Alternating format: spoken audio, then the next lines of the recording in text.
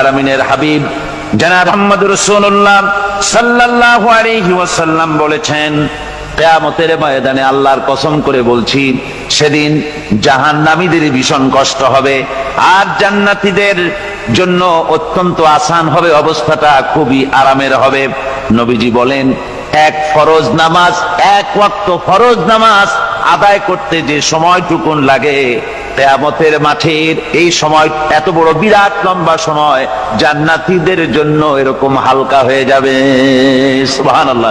হযরত আবু সাঈদ খুদরী রাদিয়াল্লাহু তাআলা আনহু হাদিসখানা বর্ণনা করেছেন, এক ওয়াক্ত নামাজ, একটা ফরজ নামাজ পড়তে যতটুকুন সময় লাগে এতটুকুন সময়ের ভেতরে জান্নাতীদের কারবার শেষ হয়ে যাবে। সুবহানাল্লাহ বিহামদি। আর ওদের কারবার তো শেষই হবে না। وَيَوْمَ تَشَقَّقُ السَّمَاءُ بِالْغَمَامِ وَنُزِّلَ الْمَلَائِكَةُ تَنزِيلًا। ওরা ফেরেশতা দেখতে চায়। সেদিন আসমান সমূহ বিদীর্ণ হয়ে মেঘ পুঞ্জ বেরিয়ে আসবে, আত্মপ্রকাশ করবে। তার ভেতর থেকে ফেরেশতারা ক্রমাগত নাজিল হতে থাকবে। আর অবস্থাটাই হবে, আল মুলকু ইয়াউমাইযিনিল হাক্কু লিররহমান ওয়া কানা ইয়াওমান আলাল কাফিরিনা আসীরা। আর সেদিনে বাদশাহী হবে কেবলমাত্র রহমানের। ওয়া কানা ইয়াওমান আলাল কাফিরিনা আসীরা। আর সেই কিয়ামতের দিন, সেই সময়টা হবে কাফেরদের জন্য বড়ই কঠিন।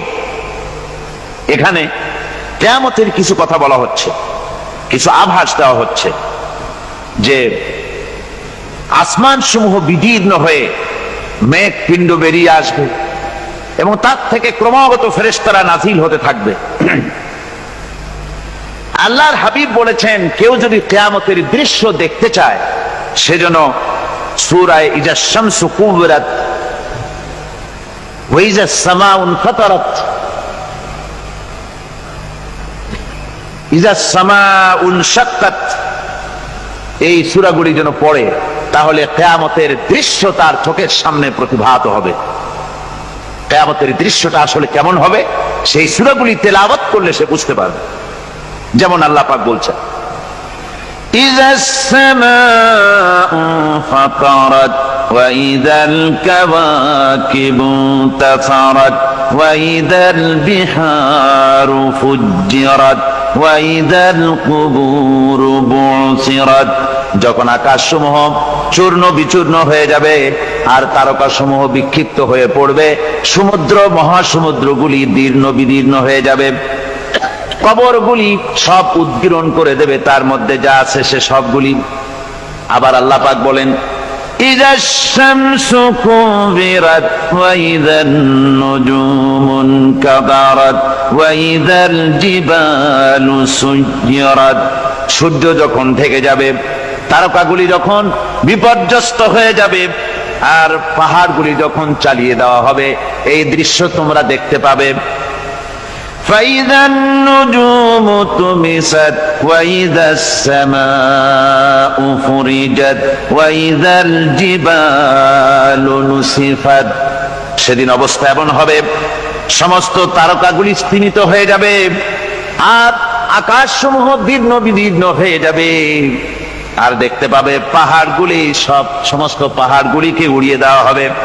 আবার অবস্থা আরো কি হবে, فإذا برق البصر وخسف القمر وجمع الشمس والقمر। যখন চক্ষু বিস্ফারিত হয়ে যাবে মানুষের, চাঁদ আর সূর্য নিষ্প্রভ হয়ে যাবে, সব একাকার হয়ে যাবে, চন্দ্র এবং সূর্য তার অস্তিত্বকে হারিয়ে ফেলবে। শুধু তাই নয়, ওয়াহুমিলাতিল আরদু ওয়াল জিবালু ফাদুক্কাতা দাক্কাতাও ওয়াহিদা। জমিন ও পাহাড়গুলির মধ্যে সংঘর্ষ লাগিয়ে দেওয়া হবে আর তা এক ধাক্কায় জমিন এবং সমস্ত পাহাড়গুলি চূর্ণ বিচূর্ণ হয়ে যাবে। সুবহানাল্লাহি ওয়া বিহামদিহি।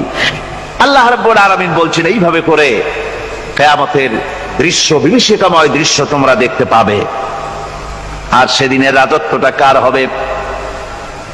আল মুলকু ইয়াউমাইযিনিল হাক্কু লির-রাহমান। সেদিনের রাজত্ব হবে কেবলমাত্র রহমানের।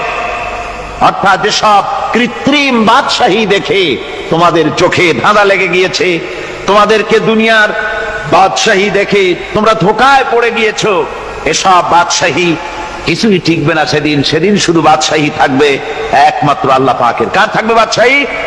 জোরে বলেন কার? আল্লাহ রাব্বুল আলামিন যখন কিছুই থাকবে না ঘোষণা করবেন লিমানিল মুলকুল ইয়াউম লিল্লাহিল ওয়াহিদুল কাহ্হার। আজকে কার রাজত্ব? চারিদিক থেকে আওয়াজ আসতে থাকবে, পরাক্রমশালী আল্লাহ রাব্বুল আলামিনের রাজত্ব আর কারো নয়। হাদিস শরীফে এসেছে, বুখারী মুসলিম শরীফের হাদিসে এসেছে, আল্লাহর নবী বলেন আল্লাহ রাব্বুল আলামিন তখন তার এক হাতে আকাশ মণ্ডলীকে ধারণ করবেন, আর এক হাতে জমিনকে ধারণ করবেন। আকাশ মণ্ডলী এক হাতে, জমিন এক হাতে। এভাবে আল্লাহ রাব্বুল আলামিন বলবেন আইনাল জাব্বারুন আইনাল মুতাকাব্বিরুন। কোথায় সেই স্বৈরাচারীরা? কোথায় সেই দুর্বিনীত অহংকারী স্বৈরাচার যারা আমার জমিনের উপরে, আমার মানুষের উপরে রাজত্ব চালিয়েছে? তারা আজকে কোথায়? কোথায় সেই অহংকারীরা? আল্লাহ পাক সেদিন যে বলবেন, সেদিন তো বলবেন, কিন্তু দুনিয়ার মাঝেও স্বৈরাচার যারা, অহংকারী যারা, তাদের শাস্তি পৃথিবীর বুকেও দেন, আর সেদিন তো দিবেনই। কত স্বৈরাচার আমরা দেখলাম, কত অহংকারী দেখলাম, যাদের তর্জনী হেননে লক্ষ কোটি কোটি মানুষ উঠতো আর বসতো। তাদের জিল্লাতির সঙ্গে আল্লাহ রাব্বুল আলামিন কতজনকে বিদায় করে দিলেন।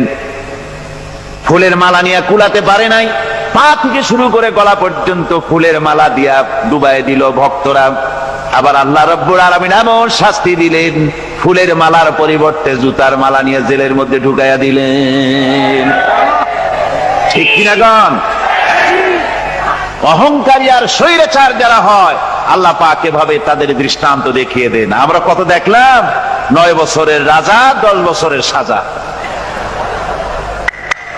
পৃথিবীর মুখে যারা অহংকার করে, যারা স্বৈরাচার হয়, আল্লাহর আইনকে যারা বৃদ্ধঙ্গুষ্টি প্রদর্শন করে, আল্লাহ পাক তাদের জমিনেও দেখান। এখানে চূড়ান্ত ফয়সালা আল্লাহ করেন না, আসল ফয়সালার জায়গা তো আছেই, তবে এখানে নমুনা দেখায় দেন। কিন্তু মুশকিল হচ্ছে, ইতিহাসের সবচাইতে বড় শিক্ষা হলো ইতিহাস থেকে মানুষেরা শিক্ষা গ্রহণ করে না।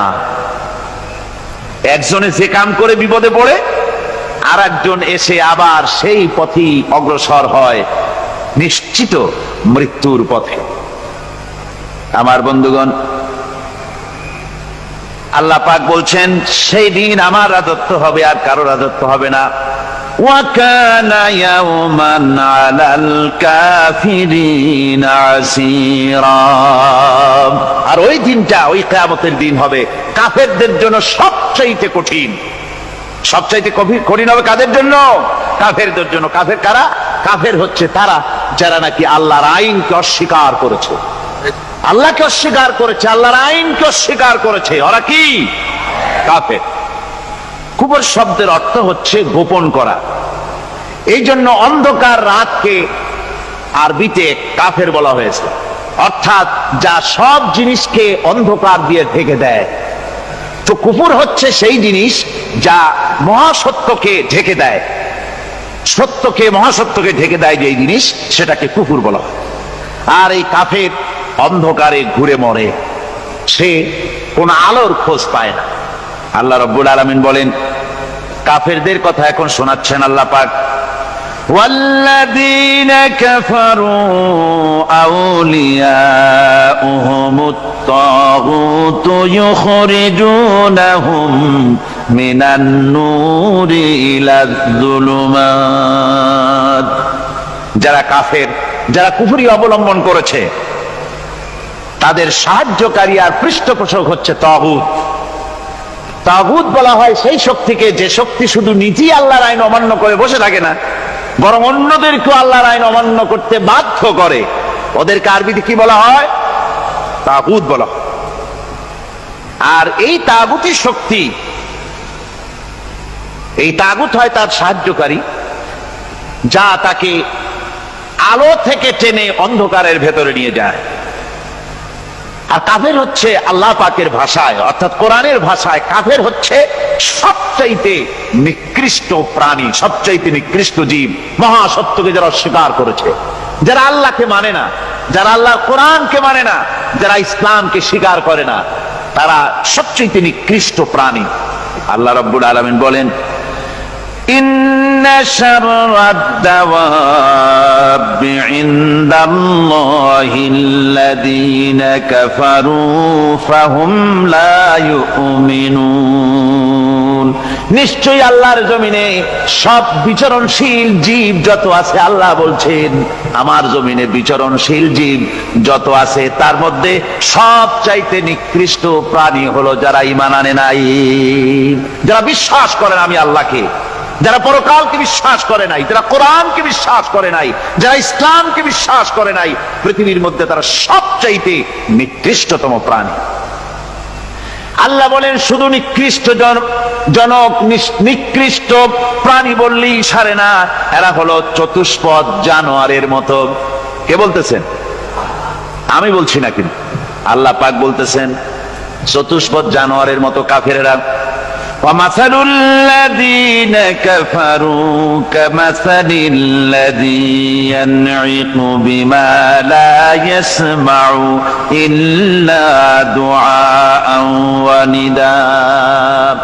এই কাফেরদের দৃষ্টান্ত হচ্ছে সেই রাখালের মতো, যে রাখাল তার পশুদেরকে ডাকে আর ওই পশুরা একটা ডাক শোনে মাত্র, কিন্তু কি যে বলে তা তো পশুতে বোঝেন। কথা বুঝতে পেরেছে? সুম্মুন বুকুমুন উমিয়ুন ফাহুম লা ইয়াকিলুন। এরা বোবা, এরা বধির, এরা অন্ধ, এ কারণেই কোনো কথা বোঝে না। এরা চতুষ্পদ জানোয়ারের চাইতেও নিকৃষ্ট। যাদেরকে আমি আল্লাহ বলেন, যাদেরকে আমি চোখ দিলাম, চোখ থাকতে হক দেখলো না, সব দেখলো।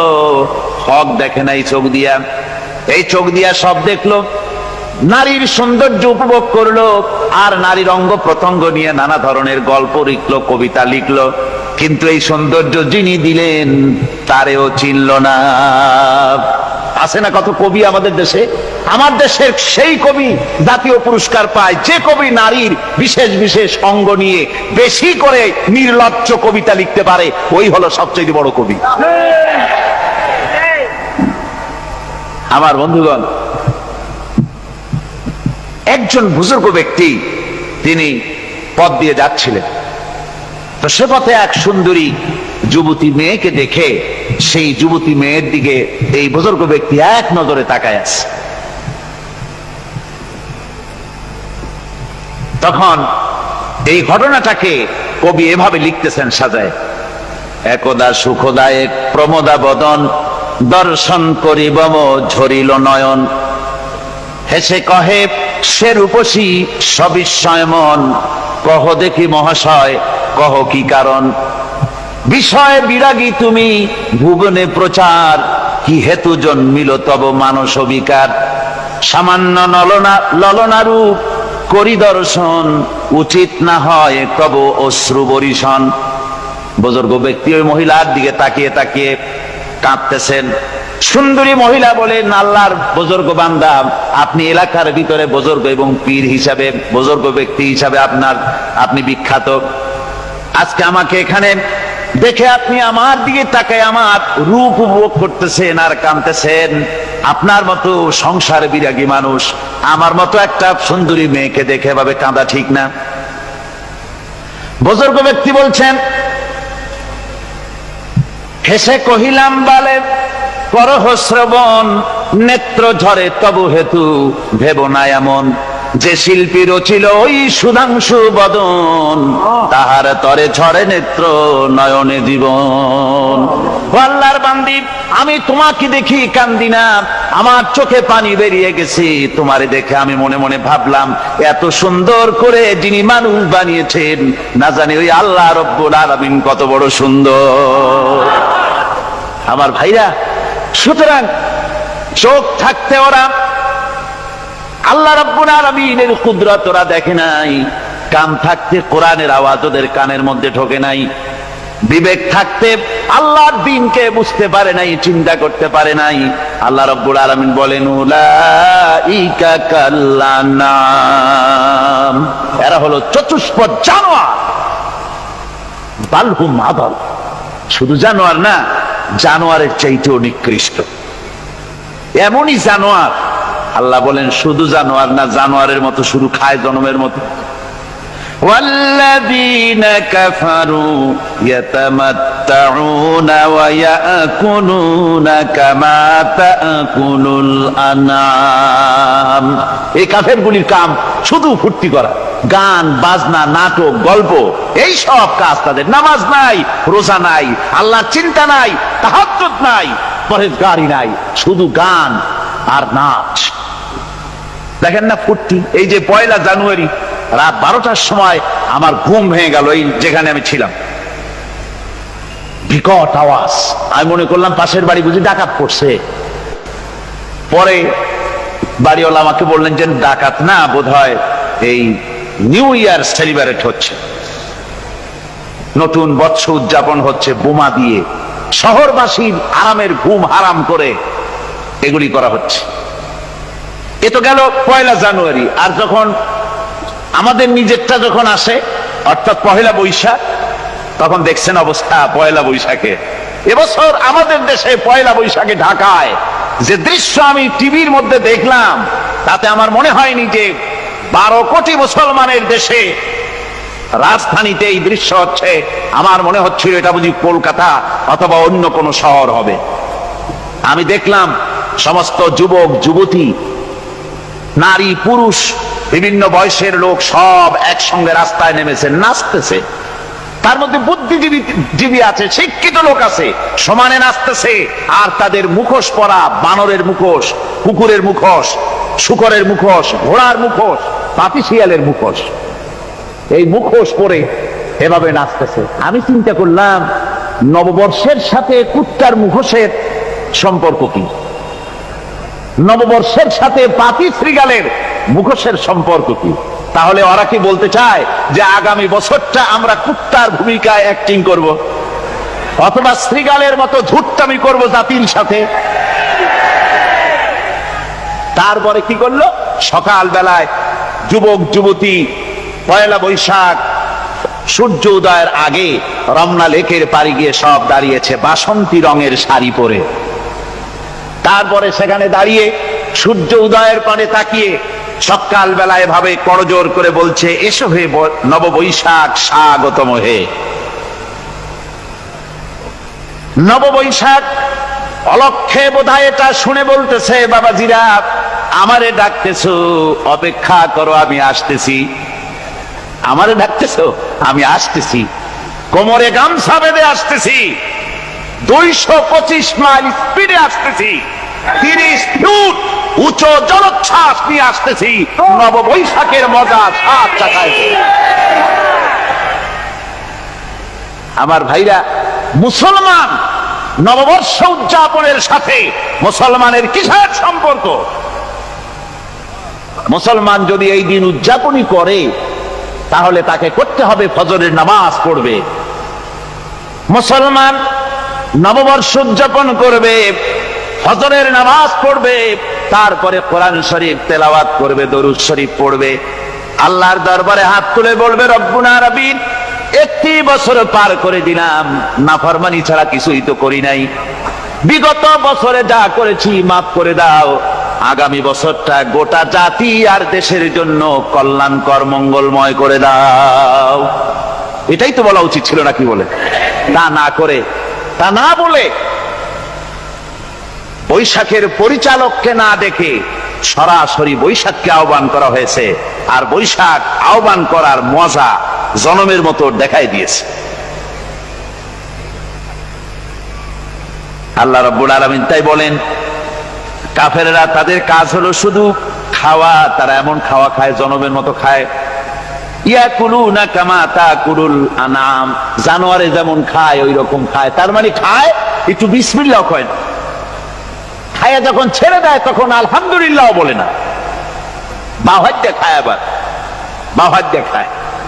ডাব একটা কাটলো, বিসমিল্লাহ নাই, খাইলো, 2-4 ঢোক খাইয়া পুরা ডাবটার ফেলাই দিল। ডাবটা কি তোমার বাজান তৈরি করছিল নাকি?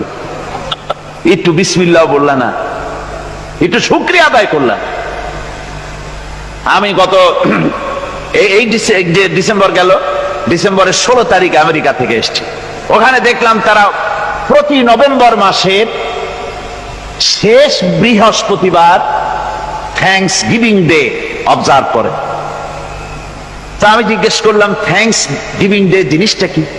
ওরা বলল, এটা হচ্ছে এই যে গড আমাদেরকে সারা বছর ভালো খাওয়াইছে, আমাদেরকে ভালোভাবে পড়াইছেন, সুন্দর রেখেছেন, এই জন্য আমরা গডকে থ্যাঙ্কস দেই নভেম্বরের এই শেষ দিনটিতে। সারা বছরে ভালো খাইছি, ভালো থাকছি, এই জন্য গভর্নমেন্টকে মানে গডকে থ্যাঙ্কস দিলাম।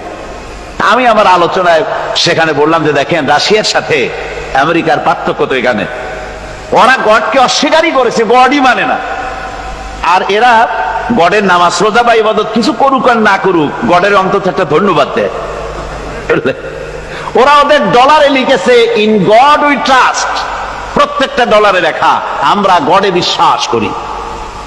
তো শুকর আদায় করলে তো আল্লাহ বাড়িয়ে দিবেন। আল্লাহ রাব্বুল আলামিনের সুন্নাত হলো, শুকর যদি কেউ আদায় করে আল্লাহ বাড়িয়ে দেন।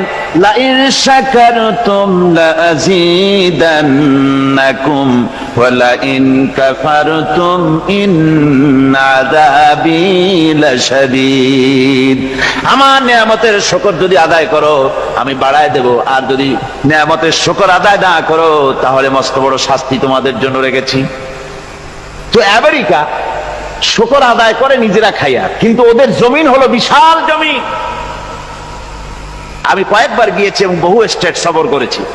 ওদের জমিন এত ফার্টাইল, জমিনে যদি রীতিমতো তারা ফসল ফলাতো, এই ফসল সারা দুনিয়ার দরিদ্র ভূমুক্ষ জনতাকে খাওয়াইয়া বাঁচাইতে পারত। কিন্তু ওরা তা করে না। ওরা করে কি? ওরা মুনাফার হার, বাজার দর ঠিক রাখার জন্য নির্দিষ্ট পরিমাণ জমিনে ফসল ফলায়, কিন্তু জমিন এতই উর্বর, ওদের মেজারমেন্ট করা, মাপ করা, হিসাব করা ফসল হয় না, ফসল হয় বেশি। তখন বাড়তি ফসলকে তারা প্রতি বছর লক্ষ লক্ষ টন আলু আর গমকে তারা সমুদ্রে নিক্ষেপ করে। তাদের আলু এবং গম সেই সময় তারা নিক্ষেপ করে সমুদ্রে, যখন ইথিওপিয়া, সুদানে মানুষ না খেয়ে মরছে। পৃথিবীর বিভিন্ন দেশে মানুষ ক্ষুধার যন্ত্রণায় যখন চিৎকার করছে, আর তাদের এই চিৎকারে আকাশ বাতাস ভারী হয়ে যাচ্ছে, তখন ওরা এই কামটি করছে।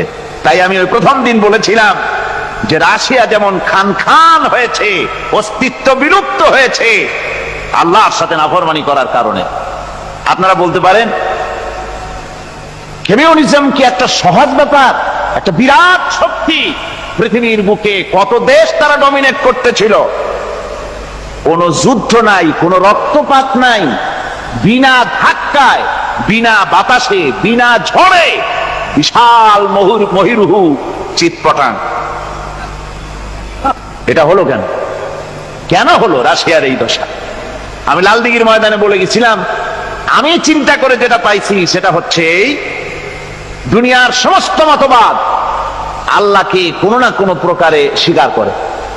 তার কথা মানুক আর না মানুক, আছে একটা কিছু, এতটুকুন বলে যে আল্লাহ আছেন বা গড আছে বা একটা কিছু আছে। কমিউনিজম, সমাজতন্ত্র হলো পৃথিবীর একমাত্র নিকৃষ্ট মতবাদ, যে মতবাদ সরাসরি আল্লাহকে অস্বীকার করেছে, বলেছে আল্লাহ নাই, দেয়ার ইজ নো গড। তারা ধর্মকে আফিম বলেছে।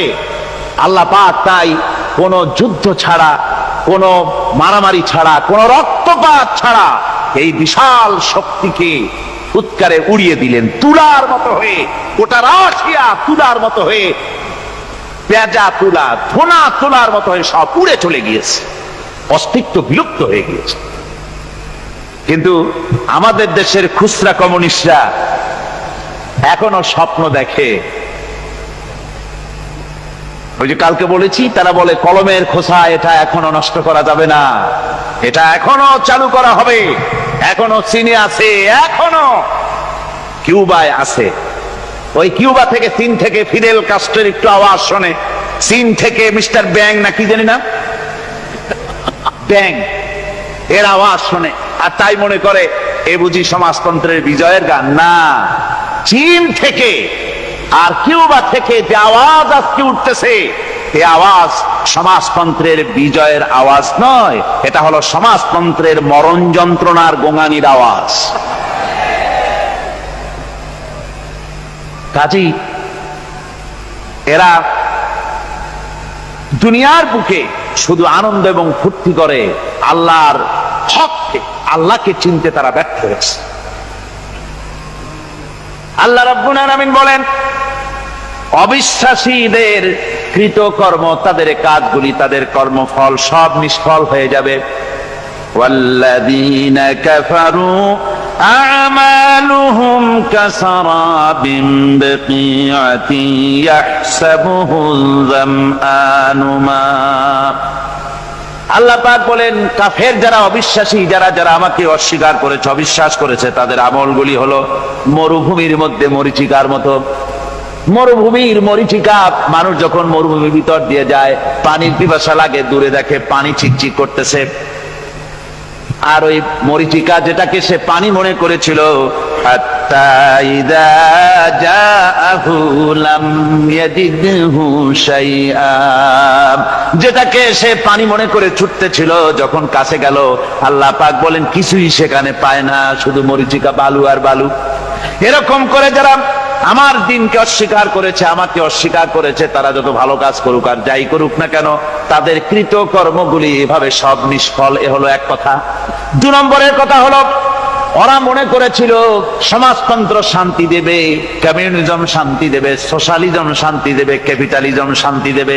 এই শান্তির চিন্তা করে অগণিত মানুষকে হত্যা করে সমাজতন্ত্রের রাজত্ব যখন কায়েম করলো, 70 বছরও চলে গেল, তারপরে তারা দেখলো হাত্তা ইযা জাআহু লাম ইয়াজিদহু শাইআ, কিচ্ছুই পেল না। তারা ক্ষুধার যন্ত্রণায় মরলো, কাপড় নাই, খাবার নাই। তারা ওই রাশিয়া থেকে, চেকোস্লোভাকিয়া থেকে, যুগোস্লাভিয়া দিয়া, রোমানিয়া থেকে, হাঙ্গেরি এবং পোল্যান্ড আর মঙ্গোলিয়া থেকে, সেখানে সমাজতন্ত্র তাড়াতে আমরা যাই নাই। আমরা সেখানে সমাজতন্ত্রের বিরুদ্ধে তাফসীর করি নাই, ব্যাখ্যা করি নাই, বক্তব্য রাখি নাই। ওই সব দেশ থেকে সমাজতন্ত্র তাড়াইছে কে? কারা তাড়িয়েছে? না না, ওরা নিজেরাই, সেই দেশের জনগণই এটাকে উৎখাত করেছে তাদের জমিন থেকে। আল্লাহ পাক বলছেন, যারা আমার দিনকে, আমার বিধানকে যারা অস্বীকার করবে, তারা এই অস্বীকারী অবস্থায় যদি মৌত হয়, আমার সমাজতন্ত্রী কোনো ভাই যদি এ মাহফিলে থাকেন, কমিউনিস্ট কোনো ভাই যদি এ মাহফিলে থাকেন, তাহলে শুনুন আল্লাহ কি বলতেছেন। আল্লাহর দিনকে, আল্লাহর কোরআন, পূর্ণাঙ্গ জীবন বিধান, অর্থনীতি আছে, সমাজনীতি আছে, রাজনীতি আছে, কথা যারা বিশ্বাস করে না, কোরআনকে শুধুমাত্র নামাজ, রোজা, হজ, যাকাত আর বেহেশত দোজখ যারা মনে করে, জীবন ব্যবস্থা মনে করে না, এই অবস্থায় যদি মারা যায়, আল্লাহ রাব্বুল আলামিন বলেন, ইন্নাল্লাযীনা কাফারু ওয়া মাতু ওয়া হুম কুফফারুন উলাইকা আলাইহিম লানাতুল্লাহি ওয়াল মালাইকাতি ওয়ান নাসি আজমাইন। আল্লাহ রাব্বুল আলামিন বলেন, আমাকে অস্বীকার করার অবস্থায়, আমার দিনকে, বিধানকে অস্বীকার করার অবস্থায় যদি মৌত হয়ে যায়, তাহলে আল্লাহ, ফেরেশতা এবং তাম পৃথিবীবাসীর অভিসম্পদ তার উপরে হতে থাকে, লানত হতে থাকে।